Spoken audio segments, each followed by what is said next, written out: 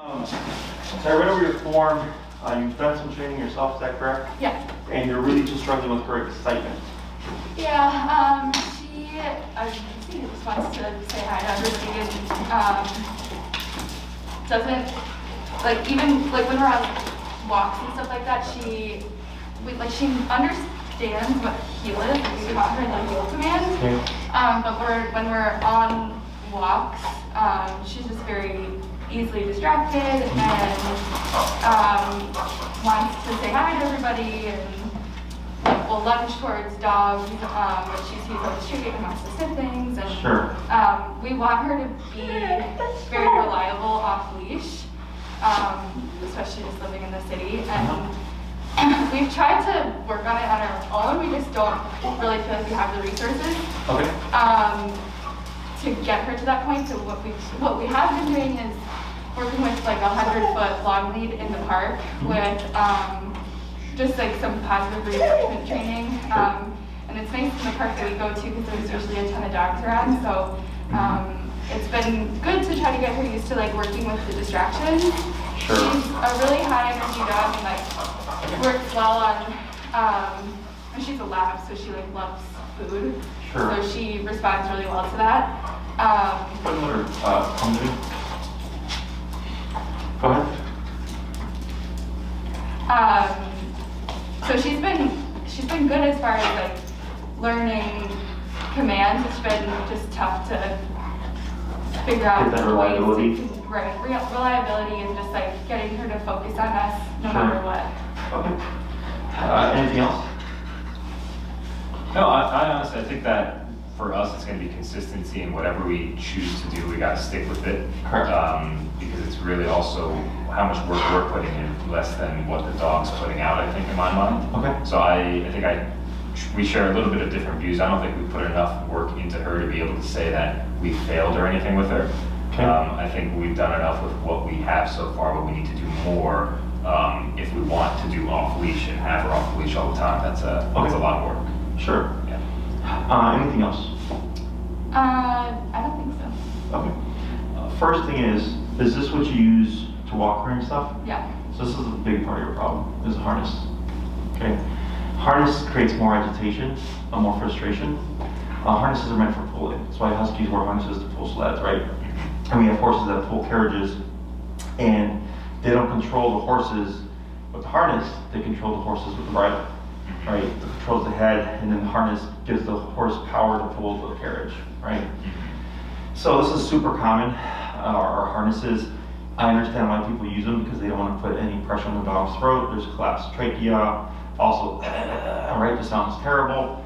So yes, I agree, without formal training, we want to avoid that, but at the same time, harnesses are super common now and are a big problem, or a big reason why some dogs have problems, okay? So here you have, a lab mix, correct?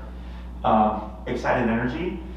And what happens is when she feels that tension against her chest, it actually doubles or triples her intensity, okay? So I've only had her for like a minute or two. First thing I did was put my slip on her, don't touch the harness, and then she can already feel her energy de-escalating, right? The other thing is, dogs respond really well to physical touch.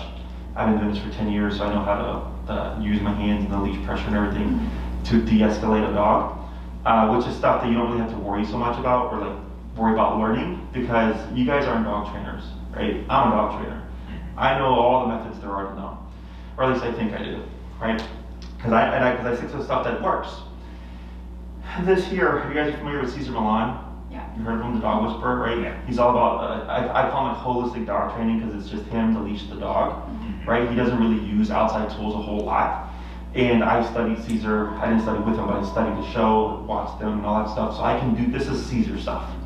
Just a little bit of touch and then helping to de-escalate the dog's energy, okay? And then as I have her more, she's most likely gonna lay down and go into a resting state, okay?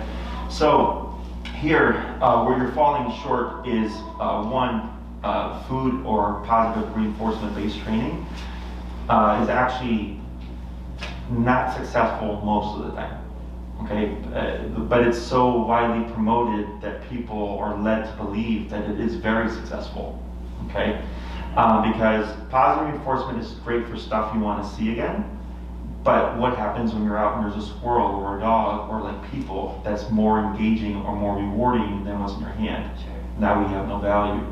Or what if she's doing something she shouldn't be doing, right? So like let's say the dog's barking, they'll say reward and the dog is not barking. That concept is actually too complex for a dog to understand. That they think, oh, if I'm quiet, I get food. And if I'm not quiet, I don't get food. That's too complex, okay? Dogs learn best with pressure. And what I did just now with her was essentially pressure. And you see how quickly it just de-escalated her. And like I said earlier, that she's going to most likely lay down into a resting state, and it's because of pressure. Pressure was when I took the leash, and if you may have seen me pull up, and with my hand I went like this, and I pushed down on her hindquarters. That's pressure, okay? And then it helped just kind of settle her down. So this is a Cesar Millan technique, of course. If you ever see him, when he corrects dogs, he'll do these, or if you see him handle dogs, he always does this. So now that I'm talking her language, you can see just how impactful I can be within just a few minutes, okay? And I'm gonna explain all this stuff as we go along. But positive reinforcement, I'm not against it, I love it. We use it for puppies under 6 months. But then after 6 months, we do what we call big boy or big girl training, which would be like off-leash training, okay? So I'm assuming before you reached out, you did some research on us and how we train, so we use e-collar and prong collar, okay? Have you guys ever used these tools before? No. No, okay. So e-collar, more popularly known as shock collar, which is an incorrect term. The term comes from one old school collars, were not as refined as they are today. They had 5 settings, if you will, and then the ones we have now have 127 settings. So the difference is 5 and 127 are the same, but I have 122 more divisions. Okay, so before 1, 2, 3 to 4 to 5 had very big jumps that either your dog wasn't listening at 2 and yelping at 3, right? Or just yelping all across the board because the output was too great. Now I have 127 divisions. I can go 40, 46, 43, 44. I can fine tune it specifically to the temperament of the dog or the situation, okay? People also tend to think of it as electrocution. It's not a taser, it's not like sticking your finger in an outlet, it's not electricity. E-stim, right? It's an E-stim, correct. So if you've been to a physical therapist or a chiropractor, you can pick up an E-stim or TENS unit. You can go to Walgreens now and go in the back section. I have one. You have it, yeah. So e-collar is actually the same technology, okay? So the reason why it's effective is because it's a form of pressure, okay? So dogs are physical animals, they bite each other. That's just a line of communication. They use it to show affection. Like some dogs will like nibble. They use it to correct their puppies, or they'll snap, nip, or bite at them. They use it to play, where they grab their fur and they tug, right? Dogs are very physical animals. And prong collar is designed to look like teeth, right? It's meant to mimic a dog bite. The reason why I don't use it that much anymore is because it takes too much technical skill. Okay, so this is technical skill, okay? And like I said, you guys aren't dog trainers. You're wanting to train your dog, but I've been doing this for 10 years.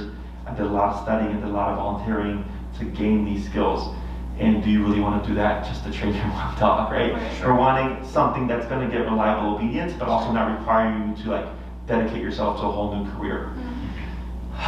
E-collar is one press of a button, which now humans are very button savvy, right? Cell phones, turning on your car, turning on your TV, all that stuff, right? It's all button related. So buttons for us are easy.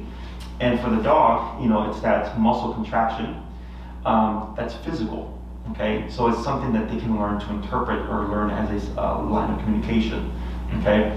So what we do here is we have to teach the dog the concept of electronic or E-pressure, okay? How it turns on and how it turns off. So earlier when you saw me kind of putting pressure on her like this, right? So that's pressure. And then when she gave me what I wanted, I let it go. Got it. Okay, and the moment she complied, pressure went away. So that was pressure on. As soon as she gave me what I was looking for, pressure off. Sure.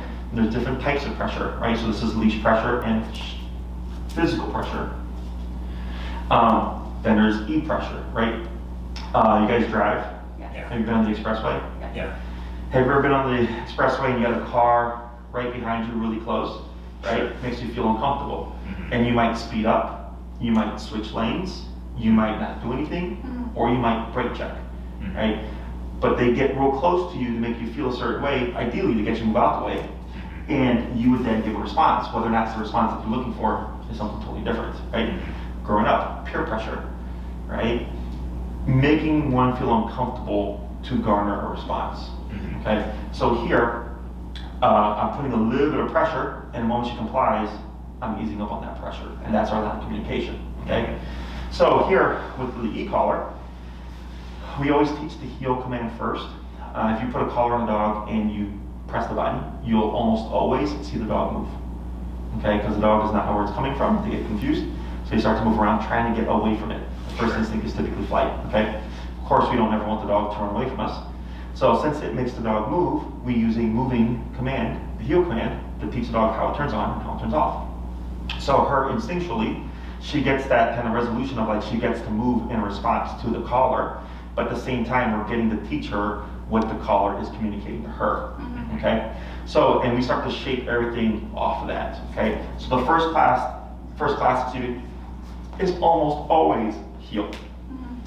Plus, like leash pulling is like almost one of the number one things that people want to fix aside from aggression, right? So it works out really well. The other thing is when I get dogs that are seemingly too much energy, what looks like too much energy is actually just a lack of formal boundaries. Sure. Okay, so if she came in with that kind of energy, right, and my dogs were here, you would see my dog snap at her. My dogs are not aggressive. My dogs are simply saying that energy, we don't want that here, okay? So that's essentially what I did to her, because I saw her all over the place, and I was like, well, if I don't do anything, it's going to just get frustrated, right? So then I said, that energy is not wanted right now, okay? So I disagreed with her. So most of the stuff that I deal with is usually overstimulation issues, which comes from lack of boundaries. That's all it is, okay? So it's, she can't pull, she can't sniff, she can't jump on you, she can't go over there, she can't go over there, and all these like don'ts. That just leaves one thing, chill, right? And then that's when you see the dog go into a resting state, okay? So you can see how she's sitting here and she's looking at you.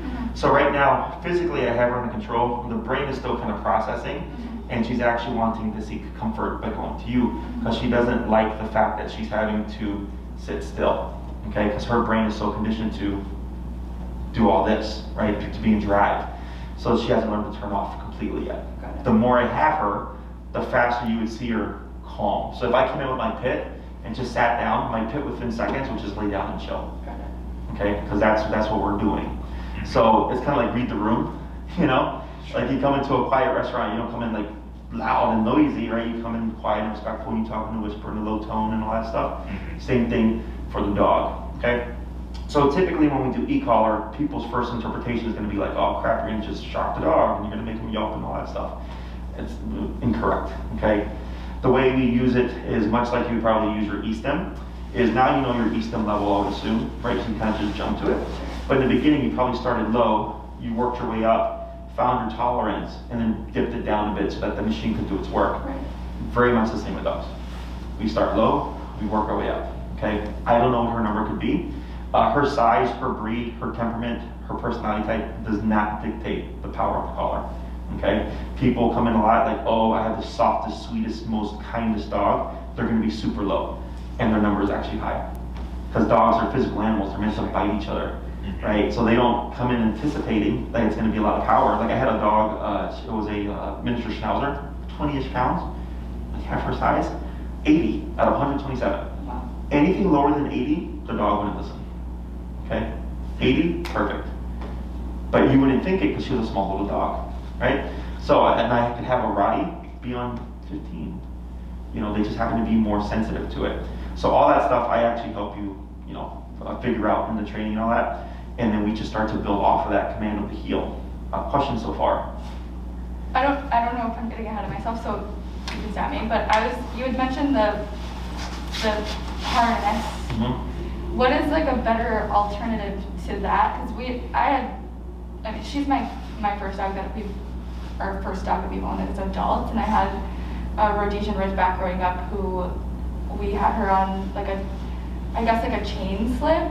And oh, sure. it was fine. It like worked for her okay. when we were getting her, I tried to like look into different things, and that was one of my big things because I noticed when she was getting older that her trachea was collapsing. Yeah. And so I was really concerned about it, which is Yeah. why we ended up going harness. Sure. And I totally hear you as far as like the pulling. I knew that was going to be something that happened with the harness, but I was hoping to be able to like work with it so that I didn't have to like keep Sure. pulling on her throat. So I'll explain how that works, and that's Sure. a very good question. The reason why that happened to the Rhodesian, or I'm going to assume the reason why that happened, is with slip chains. When they put pressure on the throat, or even with flat collars, it's a blunt surface that puts pressure, whatever is opposing, right? So if the leash is here, pressure is going to be here, and it's flat, okay? So with the slip chain, it's very much the same. Right. Prong collar, which is the spiky looking collar, Yeah. actually evenly distributes the pressure so that we don't get collapsed trachea with like a prong collar. That's one option. Second option is the gentle leader, which goes over the snout and then around the head, kind of like a horse bridle, right? So we're not putting pressure on the throat, but you still have control over the dog's head. So that's like the positive reinforcement tool. And we use it for our puppies under 6 months. But if it's like, if you're gonna do training and you're gonna do e-collar, it doesn't matter what you walk your dog on because it's gonna be effective training. Got it. Did you guys happen to watch any videos of ours? A few. I follow Maddie on Instagram, so I've like seen her. Okay, Stuff. so if you go to my YouTube channel, I watched a few of them. okay, yeah, lesson ones are great to watch because no one knows what they're doing but me. Got it. And you'll see completely untrained dogs, and by the end of the session, just exactly like how focused they are. And we used to train at Oz Park in the summertime. Have you guys been to Oz? Yeah. Yeah. It's crazy busy in the summer. Sure. And we were getting high level focus with e-collar within the class, right? So the reason why I do strictly e-collar now is because again, you guys aren't dog trainers. And if you look at it this way, if you look at, we have positive reinforcement only, we have gentle leader and prong collar, and then we have e-collar, okay, just to simplify things. Positive reinforcement has single digits success rates because you have to have a dog that's food driven, a dog that really doesn't care about outside stimuli, a dog that just happens to be the perfect personality. You have to have all these things working for you in order for food to work, okay? Gentle leader and prong collar are great tools on leash, but the moment you remove the leash, good luck, okay? E-collar, and that would be like a 40 to 60% success. E-collar is as close to 100 as you can get as long as you do the homework, okay? And we're talking about situations where dogs are running away scared of like a firework, and I can still make the dog return because I still have contact with the dog, okay? So I can override even behavior modes, you know, so if you get caught off guard and your dog's taking off and it's like, holy crap, what happened? It's okay, I have this tool that's gonna let me get my dog back, okay? Because that's not about obedience training, right? That's where survival instinct kicking in goes, well, what the heck was that big loud noise? It's kill or be killed in my world, I'm gonna run for safety. And if she's running towards the street, she doesn't know that cars are dangerous, right? That you're just like, nope, you need to get your dog back. So e-collar, if that gets me as close to 100% as possible, it's like, why would I train with any other method? You know, because people always look at it and be like, oh, you're lazy, you don't want to commit the time and stuff like that. I go, no, like life happens. And I've had this happen several times throughout the course of 10 years of training, where a client says, I had a client in Lincoln Park, he was walking his dog off leash with his wife, and he turned around and he saw his dog nose to nose with a coyote in the middle of Lincoln Park. And he called his dog, and the dog went 80 and came back right away. And right there, he had a perfect response. But he was like, Jesse, I don't know what I would have done because I knew either way I could pull my dog out of there. Yeah. Right? He just happened to respond like that. And his wife was completely anti-e-collar when we started training. You know, and then that moment kind of shifted. Sure. They're like, oh, okay, we see why Jesse does this approach. Okay. Plus, I work with a lot of highly aggressive dogs. So that also allows us to correct behaviors without being confrontational because the dog doesn't know where it's coming from. Yeah. Okay.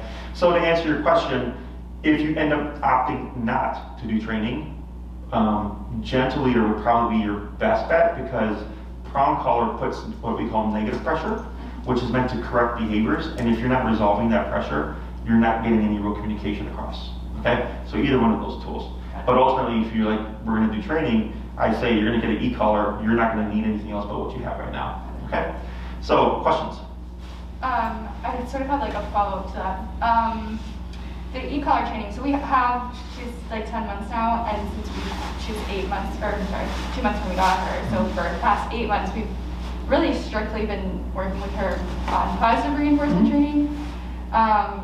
I'm sure you've had other clients that have like sort of come in this way. Have you seen that that dog had like a learning curve, like trying to transition? Oh, they learn faster because the skills are there. Okay. But it's just the commands don't mean anything because there's not a consequence. Got it.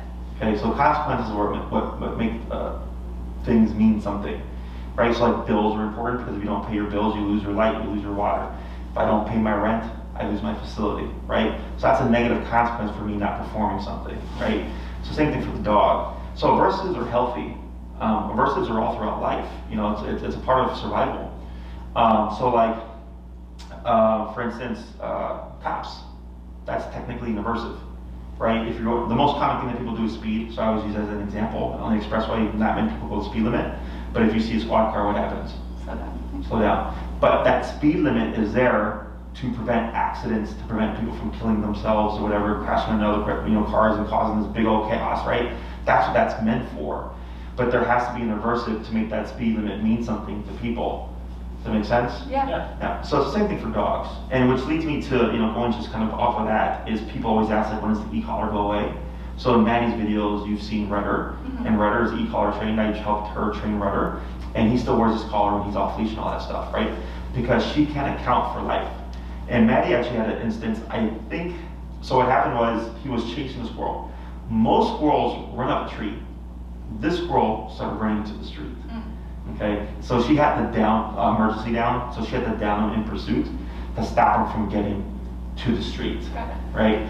And in that moment, she needed to kick him with her collar because he was in so much drive in the pursuit that she needed something to cut through the prey drive and get him to perform the command, right? But other than that, like, her use of the collar is sparingly. It's only when like something happens because, we are dealing with animals.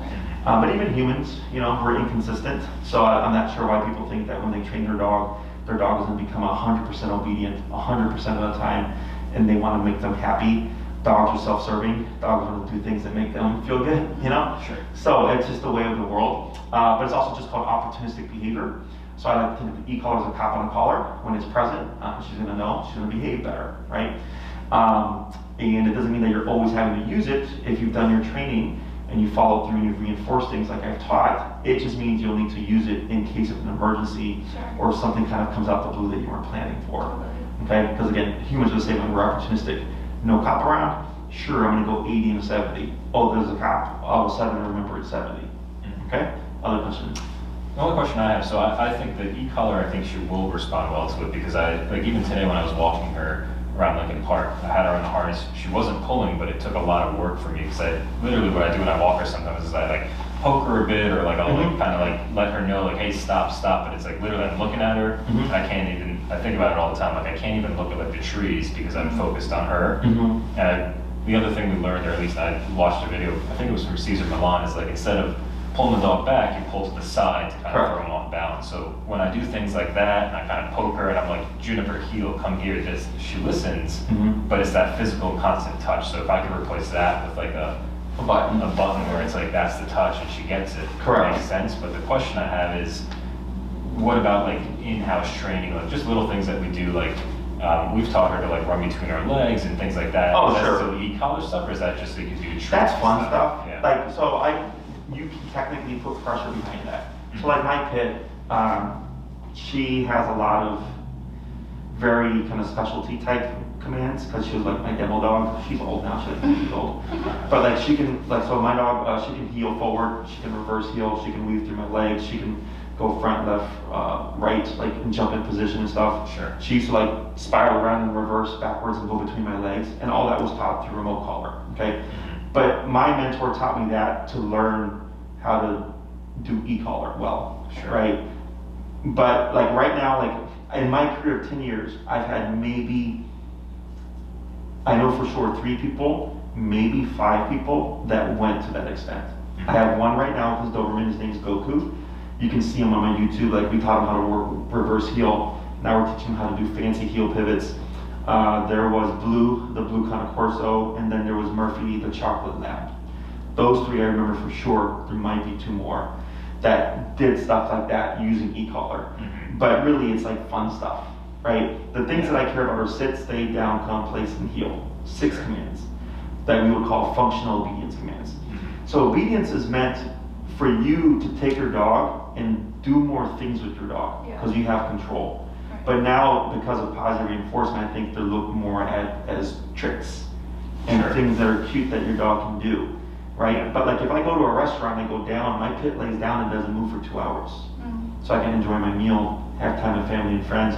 She gets to be outside with me. She doesn't care that she's in the down.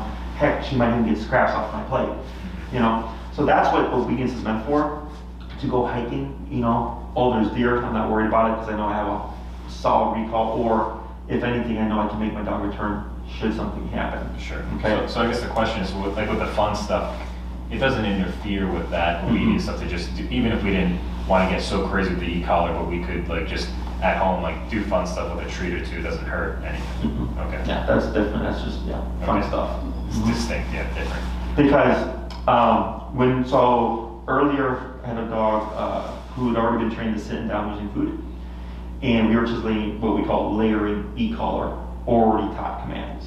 Okay, so if I have a dog that's been untrained versus a dog that has been trained prior with food, this dog already knows sit, stay, down, come, place, heel. They have the concepts. They just don't respect the concepts. Okay, so this dog, to get them to like full off leash, is probably around 9 classes because the owners already know a lot of stuff already. So I'm kind of already building on that. Whereas this dog would be 12 classes because I'm building everything from ground zero. But they would still ultimately end at the same goal. Sure. Okay.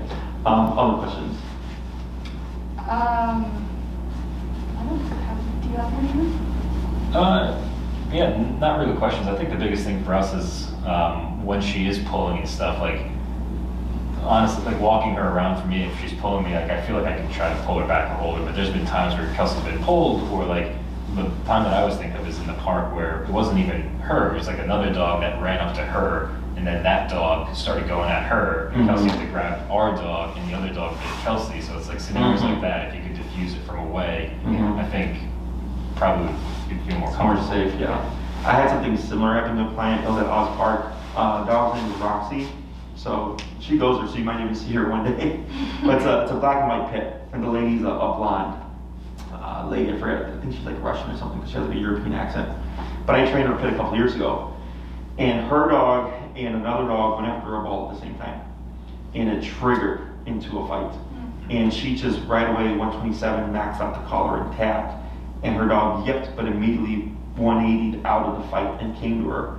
So, you know, she called me and like she was upset. She's like, I don't know if I did the right thing. I'm like, absolutely. I'm like, because if you would have reached in or anybody would have reached in, you would have either gotten bit or you would have intensified the fight and then there would have been a lot more damage.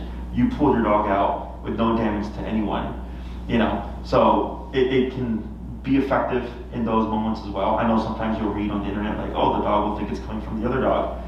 And that's technically true, but if you've conditioned and conditioned and conditioned, and you hit that range, like the dog, when they get overpowered, they're not wanting to continue, they're wanting to retreat. Yeah. But what she's going to be conditioned to do is retreat to you, okay? I can also educate you on just like how do you disengage fights or things like that, or prevent things like that from happening, so that you know, because you won't always have the remote available to you. Sure. I used to walk dogs before I did training. In Texas, people let their dogs, they don't have fences and stuff, so the dogs will just come running up to you out of nowhere. So I learned how to, like, using Caesar Milan methods, backing off dogs. I actually have a video on my YouTube channel. I was doing that at Oz Park, because a lot of dogs are off leash at Oz Park, and they come running into a training session. Yeah. You know, so it's more than just training the dog. I'm obviously educating you on, like, these are all the things that happen. These are all the things that I've had come up with people in 10 years, so that you leave kind of already prepared in case something does happen. Yeah. Okay? Like a Yeah, switch. She's falling asleep with her eyes up. But you can see how her brain doesn't want to settle though. I have never seen her do that before. And it's like, anytime she like goes into a new, well, not in like a new place, she's like so like, I need to Overstimulated. smell everything, like So search. the one question I did have is, I guess the last question is, the one thing I read about e-collar, so she's very friendly, like she's never been aggressive towards anyone. People. Oh, making an aggression? So, maybe that's the question, but so she's jumped on people before, and people get afraid of her sometimes, because obviously we don't want that. But is there any concern that like a stimulus when she's running towards something she's excited about could then make her anxious a little bit about running towards it in the future? Yes and no. Okay. Okay. So an aversive is meant to stop or deter things from happening again, right? E-collar is a stressor. Okay. And what happens is, let's say, and I was going to tell you this, is your dog gives off anxious vibes. Okay. Is if we did e-collar, you would most likely see her become anxious, but not permanently. She's responding to a stressor. Okay, so like anxiety, fear, nervousness is a stress response. So if we're training her and we're putting her under pressure and we're adding in controlled stress, we're going to see anxiety as a response. But as you keep continuing to work with her, because it's controlled, she learns, oh, this is how it works. It turns on if I do this or if I don't do this, and it turns off if I do this or I don't do that, right? And she starts to understand it, and the anxiety starts to go away. Does that make sense? It does. And how long does that process usually take? Depends on the dog. I had a dog, it was a Bernedoodle, his name's Gus. You can also see him on the YouTube. First class, shaking like a leaf, man, just like really bad shaking, right? And everybody felt bad for the dog. And I just said, keep practicing, we'll see you in a week. Different dog, second class. And I thought it was gonna be longer because he was shaking so bad. By the second class, he was good. He got over it because he kept practicing. Other dogs could take a couple of months, right? It's not making the dog an anxious dog. The dog already was an anxious dog, but the owner is just now seeing it because they're putting them under stress, okay? But that's how we create reliable obedience. Sure. It's not gonna change your personality. You're gonna have the same friendly dog, right? You're just gonna have control. So people tend to comment on like, oh, the dog looks mopey or depressed now. I go, no, the dog is calm. Right? Because they're so used to, like when you said earlier, how she's all over the place, right? She's stimulated, she's wanting more, more things to do. But then once they put rules, this is what I would create. Right. It's the same dog, but right now she just doesn't have permission to be crazy and free. Sure. But if I said break, then she's like, great, I'm off the clock. Now I can be my usual self. But we can also disagree with things. So like let's say she's really excited, she goes to jump on someone, I can correct that behavior and teach her. You can read people, you can be excited to see people, but you can't jump on them. Got it. Sure. Okay? Yeah. And it's not gonna pull out aggression. The only way you would pull out aggression is again if it was already there. Okay? And I'm trying to think of a case here.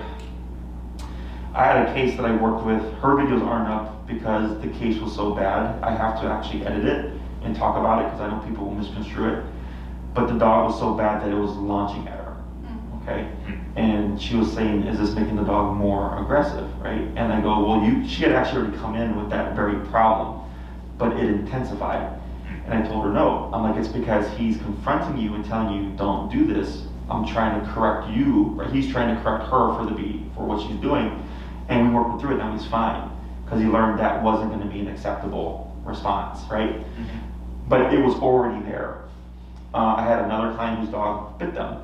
But the dog had already bit them before. It was already there, right? And when I come in, if there's any kind of risk of something, I will call it out first and say, this might be an issue, and just so you know, this is what you would do. Or I would avoid this so that we don't get that until we cover it.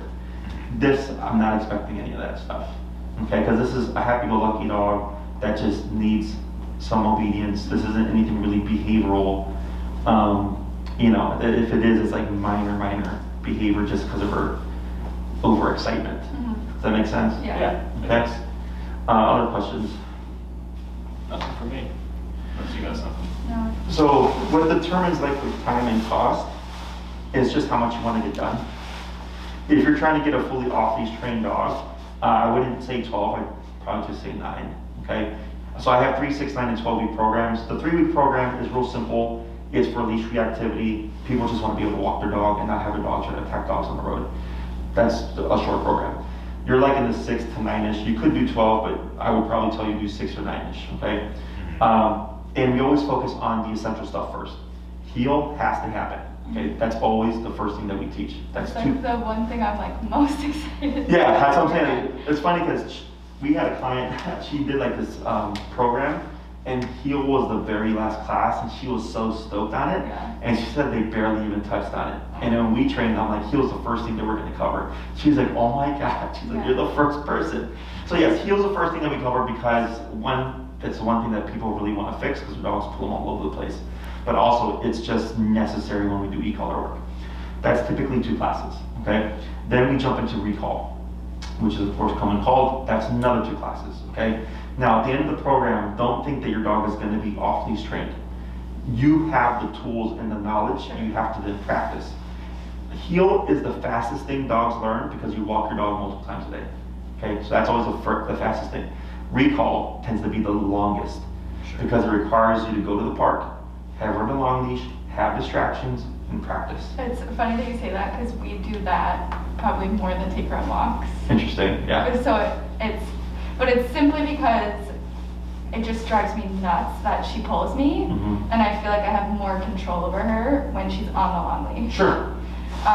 Because she feels like maybe like a little bit more free, and then even though she's pretty good about responding when she feels like she's like doing other stuff. She's a very high drive dog, so I feel like that's maybe why she like feels like she's like waiting for the command and like ready to do it.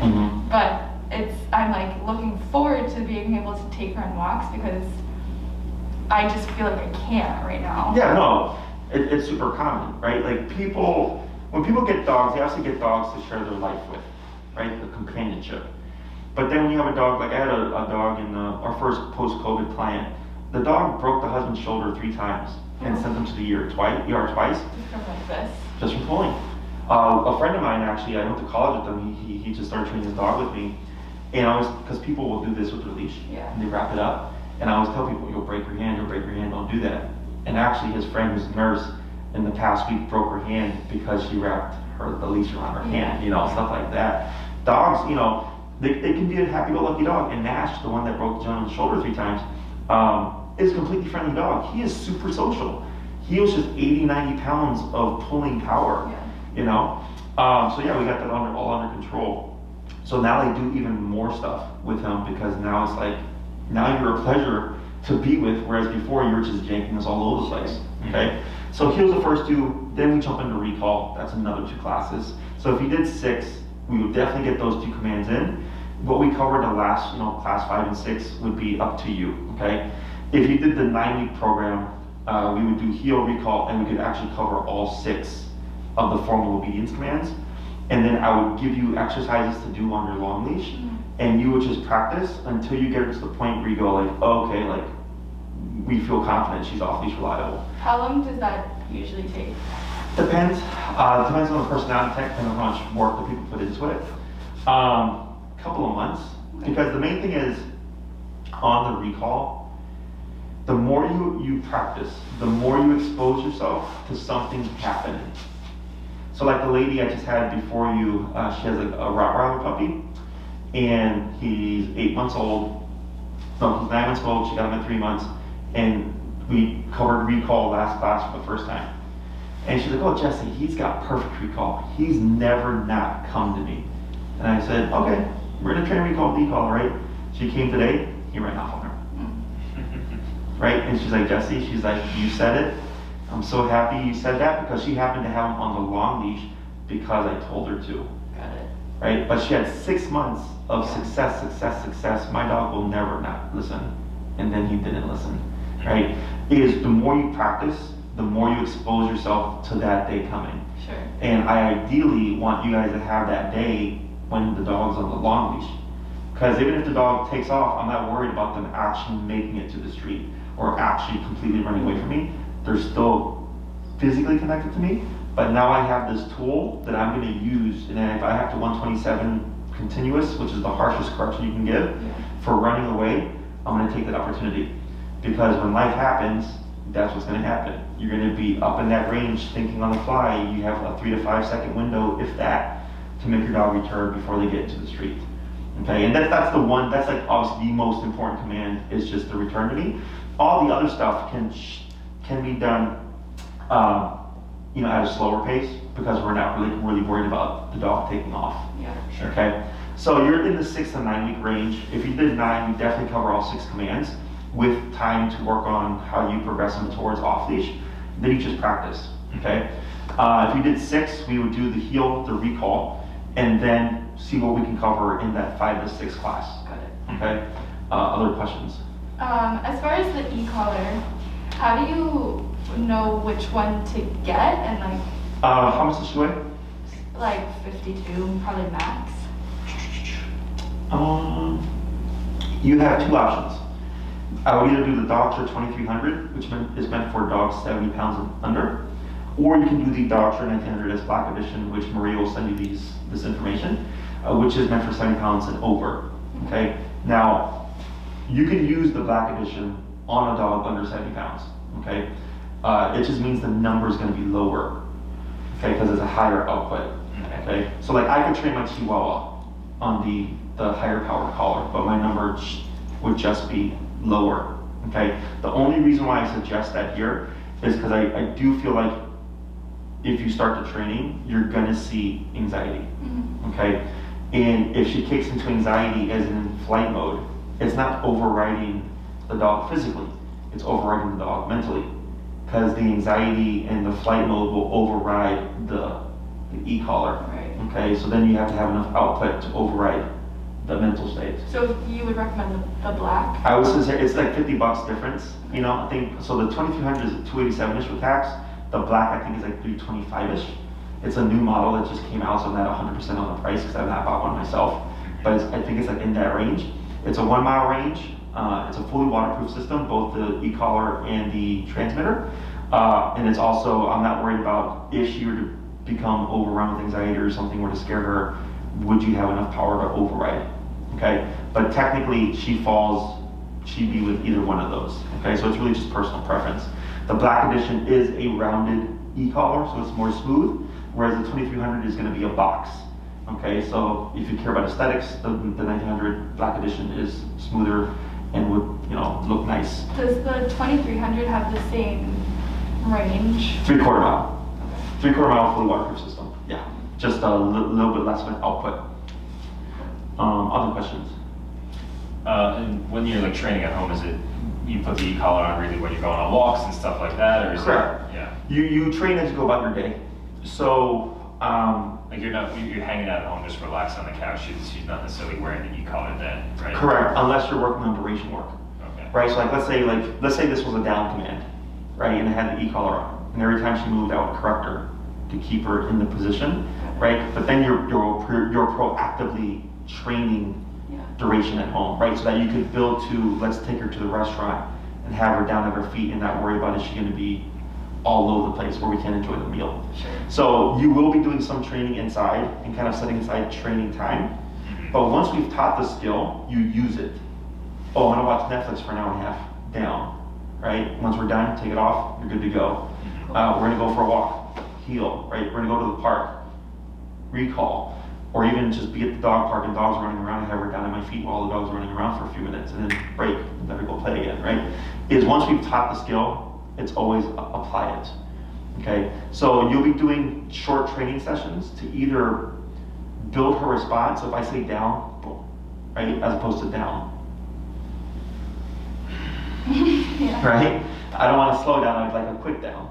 But I always care about function. I don't care about aesthetic. I don't need the dog to look nice and pretty in that down position. If they're on their back with their legs up, but we'll stay there for 2 hours. That's what I care about. Sure. Okay.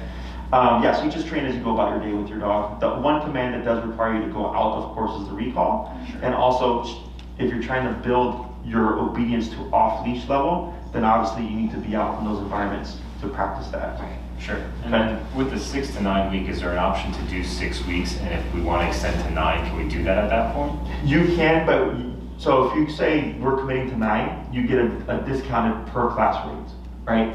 If you do 6 and then buy 3, you're paying the 3 class rate. Gotcha. Okay. We used to prorate it, but because of COVID, and just it's been terrible. Yeah. I've had to unfortunately cut back on a few things. Sure.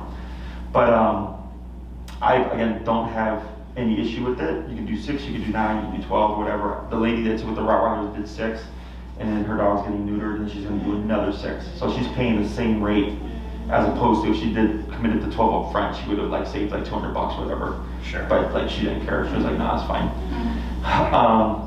Other questions? I don't have any question. The only thing is, I'm assuming you want to do it.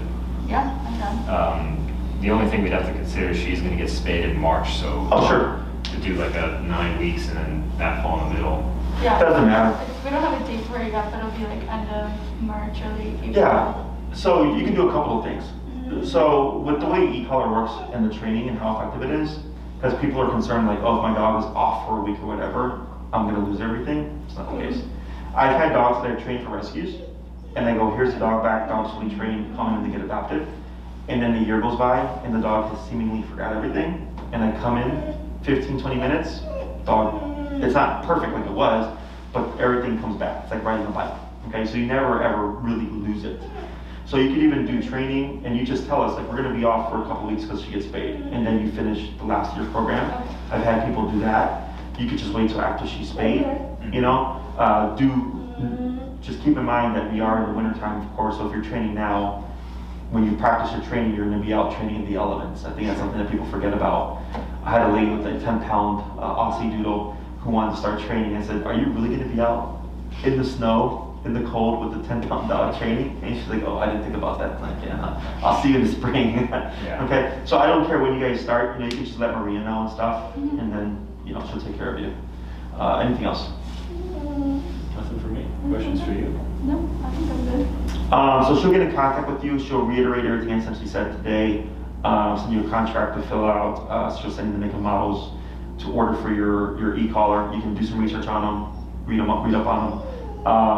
When you do get your collar, read your manual, get familiar with it, test it out. It's a dial, so it should move in increments of 1, 2, 3, 4, 5, all the way to 127. If you feel like it's jumping all over the place, you have a dud. Send it back. Okay, let us know. Hey, we got a lemon. Can we push back a week? Not a problem. We'll see you in the following week. And what do you mean by jumping all over the place? It'll go from like 32 to 45 to 22 to like 65. It's just that's like when you're buzzing it, or no, just just looking at the remote, you'll see it just going like all over the place. Oh, okay. And if you put it to 42, it should stay on 42 unless you touch the dial. Gotcha. Makes Or sense. if you move it a little bit and it goes from like 1 to 65, like it's like, whoa, how did that happen, right? Once you look at it and start fiddling with it, you'll have a better idea. Sure. But yeah, if that happens, you just let us know. You push back. It's rare, but because it is electric, every now and then there will be a dud. Mm-hmm. So you just exchange it and then start once you have your real collar. Once you're confirmed, I will follow up with you with an email with some videos to watch on how to size it, how the breaking down the collar and how it works, and also how to find her working level. You will not put it on her, you will not use it. It's just for you to watch, so that when we come here to start the training, we can kind of breeze along because you're already kind of familiar with everything's going to happen, and we just jump the training right off the bat. Okay? Sounds good. If you have any other concerns, feel free to reach out. If you want to learn more about the e-collar and how we train, just feel free to go to our YouTube channel. That's why all that stuff is there. Lesson ones are always really, really good to watch because again, no one knows what they're doing. And there's also videos where I kind of break things down, and I talk more in depth. Like if I have a behavior case and stuff like that, that are really kind of informative to people. Okay? Anything else? Nothing for me. Yeah, I'm good. Thank you. Awesome. Yeah, you're welcome. It was a pleasure meeting you guys. I'll go ahead and give you your dog back here. She might get a little excited because she's going to go back to mom and dad. Come here. Come here. Yeah, girl. Sit down. Thank you so much. This has been really awesome. And welcome. That's what we're here for. Excited to get started. Yeah, people, it's funny because they look at these tools as like the last resort. And for me, it's the first resort. Right. I'm like, why would I do anything else if I know I can get 100% control, Yeah. even in an emergency type situation? Yeah, So, I had she's our first dog that we've had on our own, and so I was looking into a lot of things. It is like a lot of preconceived notions about e-collar, and it's just really lack of education. Yeah. And the more that I've learned about it, the more it really is just like a tool to enhance the training. And that's what has really drove me to like want to try it, because of like what she's like I've seen how good she can be, Mhm. but how awesome is she going to be when we can really make her reliable using those tools? Yeah, and you'll just do more stuff with her. Totally. So, I think it's also knowing how to use it though, because we've been at the dog park just recently. There's actually what's the Montrose Beach. We went there, and there's a lady who had a bigger sized pit bull with an e-collar, but her dog was like biting other dogs, and she was like chasing around, like, oh, Sure. stop doing that, stop doing that, stop, like.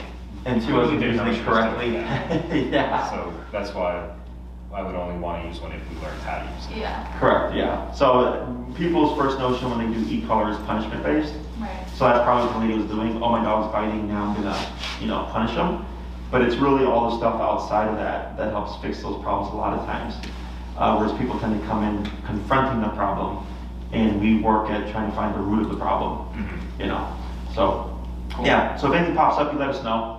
Otherwise, Maria will reach out. If she takes a day or two to get back to you, we've been flooded Sure. with consultations and new clients. More, it's been Good for like, you. I know, especially after last year. So we're starting this year really busy, but she will get back to you. Okay. And if anything, you can just shoot her an email, just like, hey Maria, just checking in, we're interested. Please, send us the forms and she'll follow up with you. Sounds good. Okay, awesome guys, thank you very much. Thank you. Thank you. If you need anything else, you let us know. Otherwise, I will help you out here. Sounds good.